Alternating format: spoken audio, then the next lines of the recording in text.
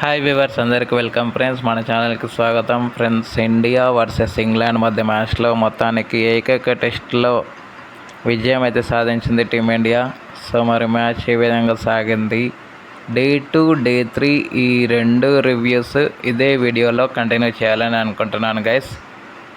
So మరి ఇక ఏమాత్రం లేట్ చేయకుండా వీడియోలోకి వెళ్ళిపోదాం. So let's move into the topic. Hi hello నమస్తే my dear HYT creators YouTube channel. మీకు గనక మా వీడియోస్ నచ్చినట్లయితే లైక్ చేయండి, అలాగే కామెంట్, షేర్ అండ్ సబ్స్క్రైబ్ చేయండి. పక్కనే ఉన్నటువంటి ఆప్షన్స్లోకి వెళ్ళి ఆల్ అనే ఆప్షన్ని సెలెక్ట్ చేసుకోండి. ఇలా సెలెక్ట్ చేసుకోవడం ద్వారా మా వీడియోస్ ఎప్పటికప్పుడు అందరికంటే ముందుగా మీకు నోటిఫికేషన్లో వస్తుంది. సో ఓవర్ నైట్ స్కోర్ 21 వద్ద ప్రారంభించిన ఇంగ్లాండ్కి ఆదిలోనే గట్టి ఎదురుదెబ్బ అయితే తగిలింది డే 2 రోజు. ఎందుకంటే వాళ్ళ ప్లేయర్ లారెన్ బెల్ త్వరగానే అవుట్ అయింది. హీటర్ నైట్ త్వరగానే అవుట్ అయింది. త్వరగానే అవుట్ అయినప్పటికీ 23 రన్స్ అంటే డే 1తో పోలిస్తే డే 2కి తను ఎంత యాడ్ చేసిందంటే జస్ట్ 6 రన్స్ మాత్రమే యాడ్ చేసి అవుట్ అవ్వడం జరిగింది తన వ్యక్తిగత స్కోర్కి. ఎందుకంటే మయా వౌచర్ 17 రన్స్ ఉండేది, ఇప్పుడు 23 రన్స్ అయితే చేసి తను అవుట్ అయిన తర్వాత వికెట్ల పతనం అనేది చాలా ఎక్కువగా నమోదైంది.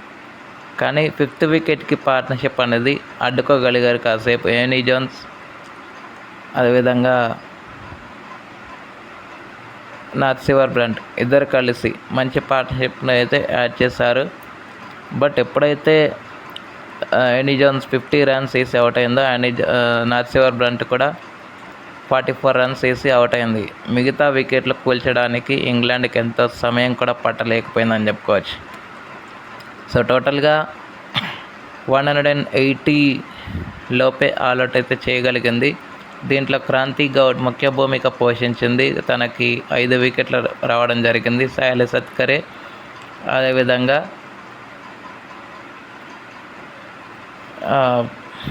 స్నేరానా ఇద్దరికి తలా 2 వికెట్లు రాగా దీప్తి శర్మకి 1 వికెట్ అయితే రావడం జరిగింది. తత్ఫలితంగా ఇండియాకి 115 రన్స్ అయితే లీడ్ అయితే లభించింది.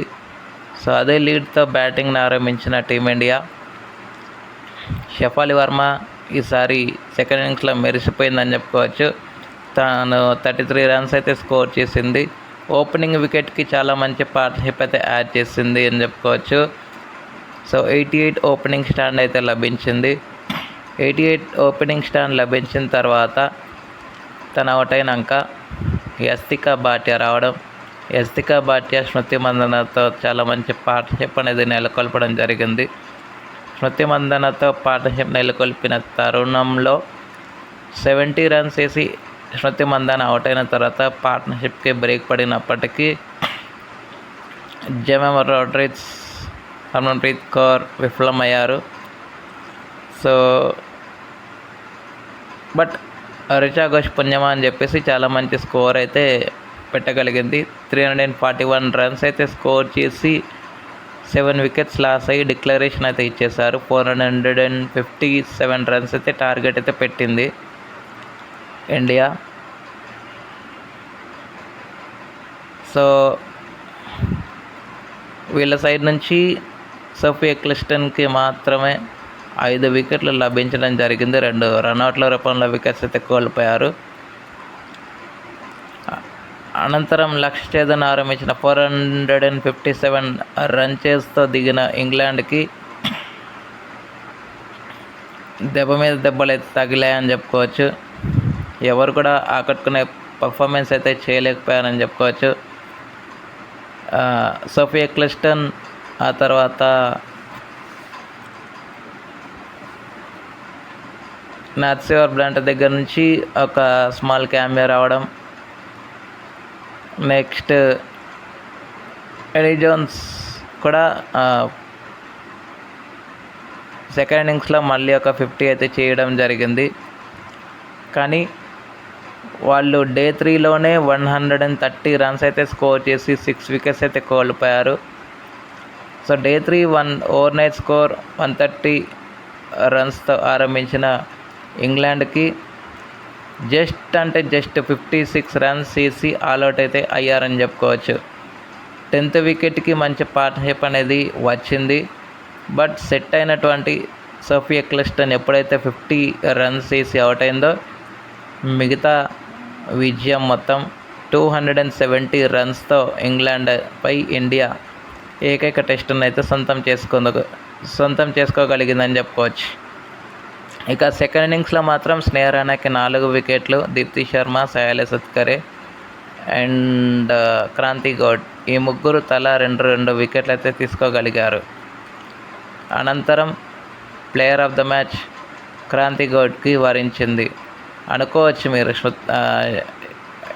మన యస్తికా బాటేకి రావచ్చు కదా అని. కానీ ఎకనామికల్గా బౌలింగ్ చేసింది, దానికి తగ్గట్టే వికెట్స్ కూడా తీసుకోగలిగింది. కాబట్టి ఈ పర్ఫార్మెన్స్ వల్ల తనకి player of the match award అయితే రావటం విశేషం. గైస్, ఈ టెస్ట్ ముగిసిన తర్వాత మీ అందరికీ తెలుసు, నేను అప్డేట్ ఇచ్చాను టామీ ఉమన్ రిటైర్మెంట్ ఇవ్వబోతుంది అని. సో టామీ ఉమన్తో పాటు హిడెన్ నైట్ కూడా రిటైర్మెంట్ అయితే ఇచ్చేసింది. హిడెన్ నైట్ గురించి మనందరికీ తెలిసిందే. 2017లో ఇంగ్లాండ్ ఛాంపియన్స్ అవ్వడంలో ఎంత మంచి పాత్ర పోషించిందో, ఇండియా వేదికగా జరిగినప్పుడు చాలా ముఖ్య భూమిక పోషించగలిగింది. సత్ఫలితంగా ఇంగ్లాండ్కి వరల్డ్ కప్ అందించినటువంటి ఘనత తన సొంతం.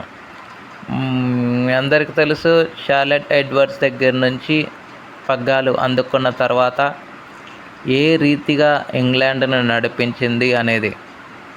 బట్ 2023-24 ఏడాది కాలంలో ఫెయిల్యూర్స్ అనేవి చవి చూడడం వల్ల నాథ్సివర్ బ్రంట్కి కెప్టెన్సీ ట్రాన్స్ఫర్ చేశారని. సో టోటల్గా 8,000కు పైగా రన్స్ అయితే చేయగలిగింది. ఓవరాల్గా అన్ని ఫార్మాట్స్లో 12 సెంచరీలు అయితే తనకు ఉన్నాయని చెప్పుకోవచ్చు. Okay friends, thank you. మరి ఇప్పుడైతే ప్రజెంట్ ది 100 లీగ్లో ఒక టీంకి జనరల్ మేనేజర్గా అయితే వ్యవహరించబోతున్నట్టు కూడా సమాచారం.